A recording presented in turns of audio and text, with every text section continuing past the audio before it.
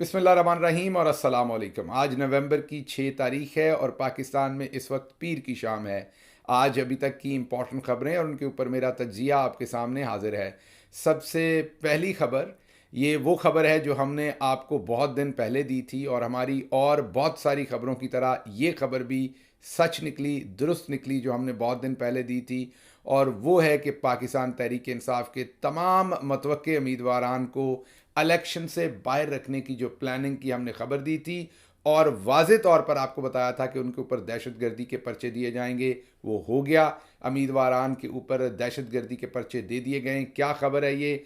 खबर तो हमने आपको पहले से दी हुई थी, होने से भी पहले बताया था, अब ये हो गया है तो आपको तफसील बताएंगे कि क्या किया गया है। दूसरी खबर आपके सामने रखनी है कि आखिरकार एहसास होना शुरू हो गया है। बहुत सारे ऐसे लोगों को जो इमरान खान के लिए गड़ा खोद रहे थे, खुद गड़े में गिर गए हैं। जी हाँ, महमूद खान अचकजई जो बहुत आगे आगे होकर इमरान खान की हुकूमत गिरवा रहे थे और तकरीरें कर रहे थे कंधे पे चादर डाल के, याद होगा आपको, आज वो माफ़िया मांग रहे हैं इमरान खान से और कौम से, और इकबाल जुर्म कर रहे हैं कि हम सब ने मिलकर क्या किया था। ये आपके सामने रखेंगे। फिर चीन ने वही मुतालबा कर दिया है जो इमरान खान ने किया है। चीन हम आवाज़ हो गए हैं इमरान खान के मुतालबे के। चीन क्या कह रहा है?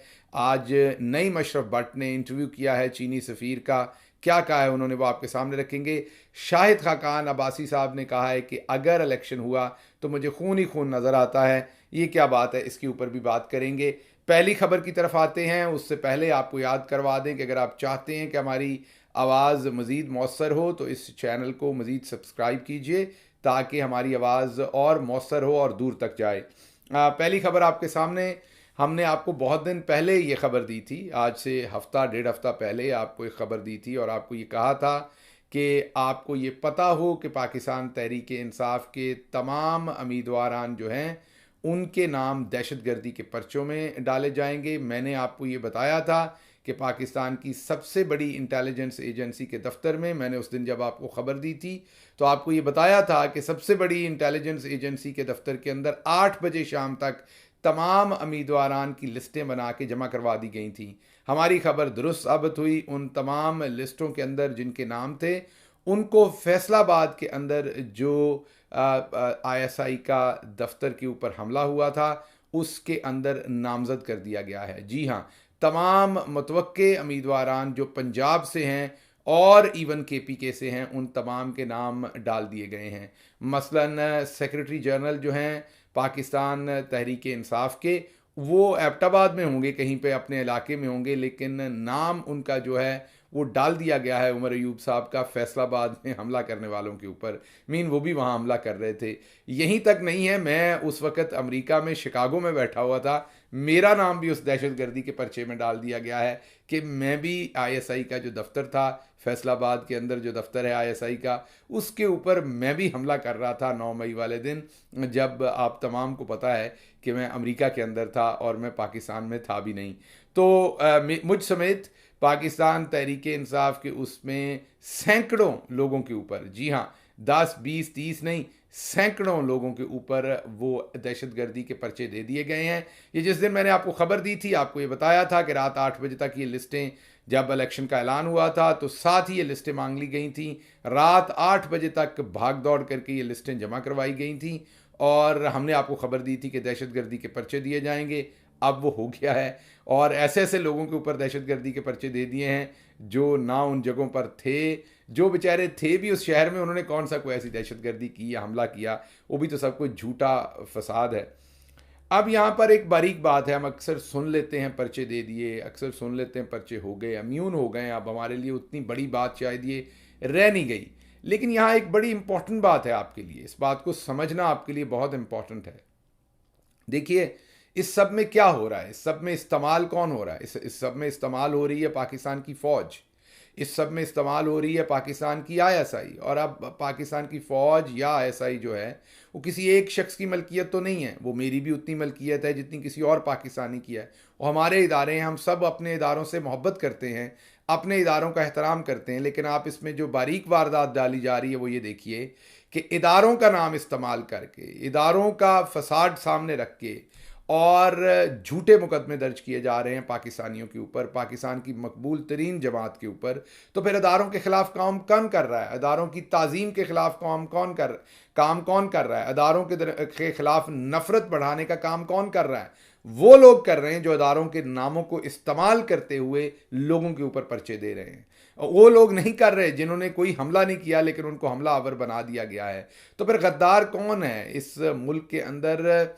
कौन है जिसके ऊपर बगावत और गद्दारी के पर्चे होने चाहिए? असल में उन लोगों के ऊपर होने चाहिए जो अपनी अफवाज, अपने इदारों को और अपने लोगों को आमने सामने खड़ा कर रहे हैं झूठे पर्चे दे के और झूठा प्रोपेगेंडा करके। तो ये जो तमाम ये साजिश है, ये बुनियादी तौर पर मुल्क को कमज़ोर करने की साजिश है। ये आपको ये कॉन्स्पिरेसी थ्योरी लगती है, अक्सर आपको यकीन नहीं आता अपने कानों के ऊपर, लेकिन ये हिंदुस्तान की हेजमनी क्रिएट करने के लिए सारे खित्ते के अंदर पाकिस्तान की फ़ौज को कमज़ोर करने के लिए ये तमाम का तमाम जो है षड्यंत्र, मैं कहूँगा इसे, ये रचाया गया है तमाम का तमाम। और किया ये क्या है? फसाद तमाम का तमाम जो है वो ये है कि पाकिस्तान की फ़ौज और पाकिस्तान की आवाम के अंदर दूरियां हों और फिर आहिस्ता आहिस्ता करके इन दोनों को अलग अलग अपनी मर्ज़ी से गिरा लिया जाए।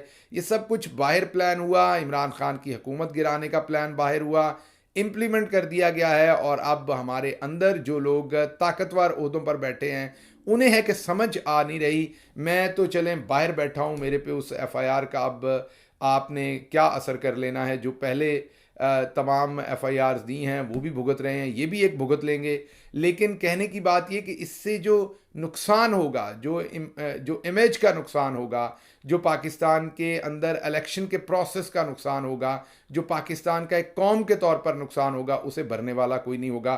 तो बहरहाल ये खबर हमने आपको पहले से दे दी थी, अब वो इम्प्लीमेंट हो गई तो आपको बता दिया है। उस दिन भी बताया था, अब भी बता रहा हूँ कि तमाम मुतवक्के उम्मीदवार जो इलेक्शन लड़ सकते हैं पाकिस्तान तहरीक इंसाफ की तरफ से, उन तमाम के ऊपर दहशतगर्दी के पर्चे जो हैं वो दे दिए गए हैं। और अब वो जब इलेक्शन लड़ने के लिए अपने कागजात नामजदगी जमा कराने के लिए बाहर आएंगे तो मकसद, मैंने आपको उस दिन भी कहा था, मकसद उनको अरेस्ट करना नहीं है, भगाना है ताकि वो इलेक्शन ना लड़ सकें। उन्हें हरास करना है ताकि वो इलेक्शन में ना पेपर फाइल करें, ना इलेक्शन लड़ सकें।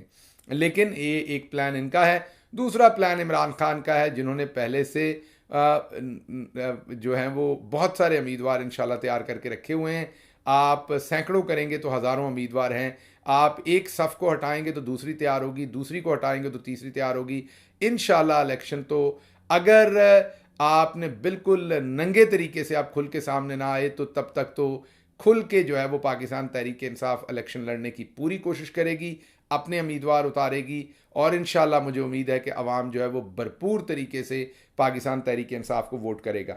अब अगली खबर आपके सामने रखते हैं। आपको याद होगा पीडीएम की जब ये जमातें इस्टेब्लिशमेंट के जनरल बाजवा के कंधों पर चढ़कर इमरान खान की हुकूमत बैरूनी साजिश के तहत गिरा रही थी, तो उसमें महमूद अचकज़ई साहब जो हैं वो कंधे पे चादर डालकर वो भी पेश थे और धुआंधार तकरीरें फरमाते थे। और आपको याद होगा कि इस सारे प्रोसेस के अंदर उनका कंधा भी इस्तेमाल हुआ।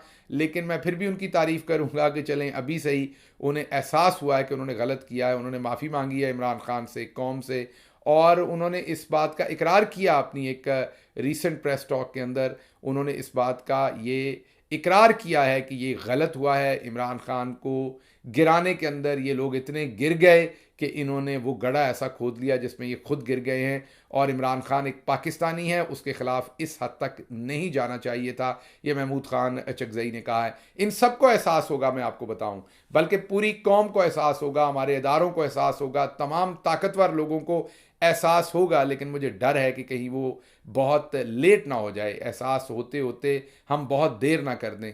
ये मकसद इमरान खान नहीं था, जैसे मैंने पहले आपको बताया, निशाना इमरान खान नहीं था, उसकी हुकूमत नहीं थी, निशाना कुछ और था जिसको लेकर इमरान खान की हुकूमत गिराना तो एक सामने की बात थी। निशाना ये था कि इमरान खान को हटाओ, एक पॉपुलर लीडर को हटाओ, फिर पाकिस्तान की फ़ौज और आवाम को आमने सामने करो, फिर उनके रिश्ते को कमज़ोर करो और फिर अब पाकिस्तान की फ़ौज को गिरा लो और उसके बाद पाकिस्तान तो गिरा ही लिया जाएगा, खुदा न खास्ता ये मंसूबा है बाहर से पूरे का पूरा हिंदुस्तान की कॉलोनी बनाने का मंसूबा है पाकिस्तान को, और उसके अंदर तमाम जो लोग किरदार आज शामिल हैं और आगे बढ़ के मार रहे हैं, ये सब रोएंगे। मैं आपको बता रहा हूँ, ये सब घुटने आंखों में दे दे के, हाथ आंखों में दे के नहीं, अपने घुटने आंखों में दे दे के रोएंगे। लेकिन उस वक्त बहुत देर हो चुकी होगी जब ये एहसास करेंगे। तो अभी वक्त है, एहसास कीजिए, बात इमरान खान की नहीं है, बात पाकिस्तान की है, बात पाकिस्तान तहरीक इंसाफ की नहीं है, बात पाकिस्तानी अवाम की है।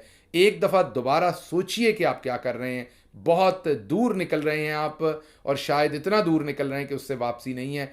ताकत के नशे में जो दिल करता है आप वो कर रहे हैं, लेकिन हर अमल का एक रद्द अमल होता है। तो आप इतना दूर मत जाइए कि फिर वहाँ से वापसी जो है वो ना रह जाए। उसके बाद जो अगली खबर आपके सामने रखनी है, वो नईम अशरफ भट्ट साहब ने एक इंटरव्यू किया है, और इंटरव्यू किया है उन्होंने चाइनीज़ एम्बेसडर का जो पाकिस्तान में है।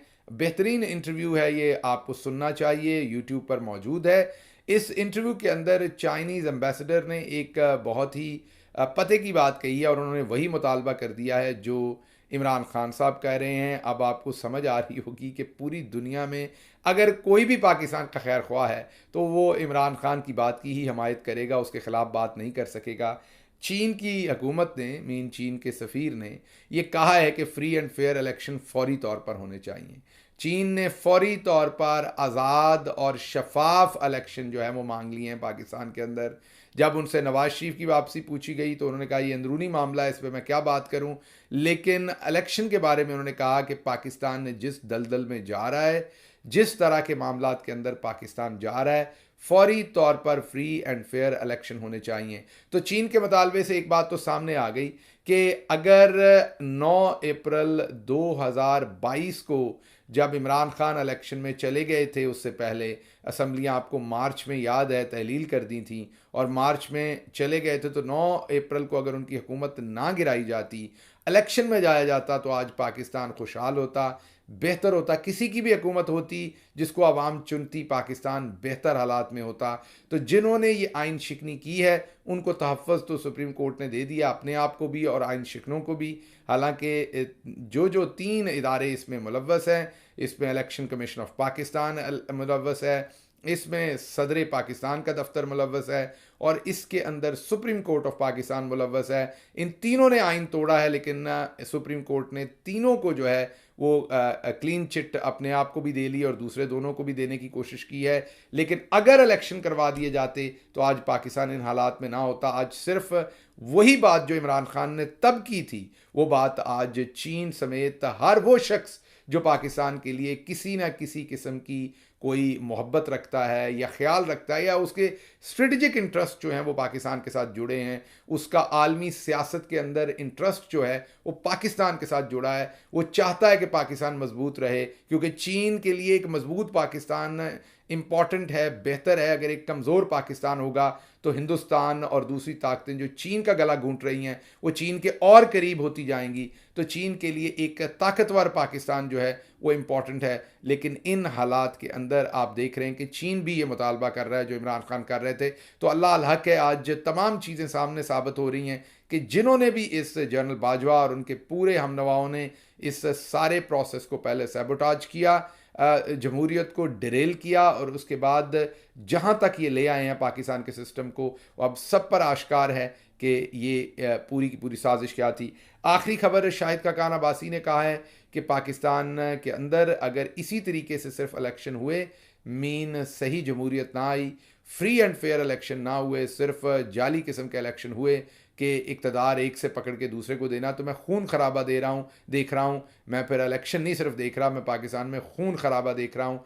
और उन्होंने ये भी कहा कि मेरा इस तरह का इलेक्शन लड़ने का कोई दिल नहीं है, मेरे पे प्रेशर है कि मैं इलेक्शन लड़ूं, लेकिन जिस तरह का ये इलेक्शन कराने की कोशिश कर रहे हैं मैं उस तरह का इलेक्शन लड़ना नहीं चाहता। अगर किसी में अकल हो तो ये बहुत बड़ी बात है, इसको समझने की ज़रूरत है। सेन माइंड कोई हो तो उसे सोचना चाहिए कि वो क्या कह रहे हैं। लेकिन लग नहीं रहा कि अभी सेनेटी प्रवेल कर रही है, लग नहीं रहा कि अभी कोई सुनना चाह रहा है। लग तो यही रहा है कि वतन अजीज़ को वो जो बड़ी साजिश है, इंटरनेशनल साजिश है, उस साजिश के तहत मुल्क को खुदा न खास्ता नुकसान पहुंचाने, खुदा न खास्ता तोड़ने की तरफ सब मिलकर गामजन है। मुझे इसके साथ इजाज़त दीजिए। अल्लाह आपका हामी और नासिर हो। पाकिस्तान जिंदाबाद।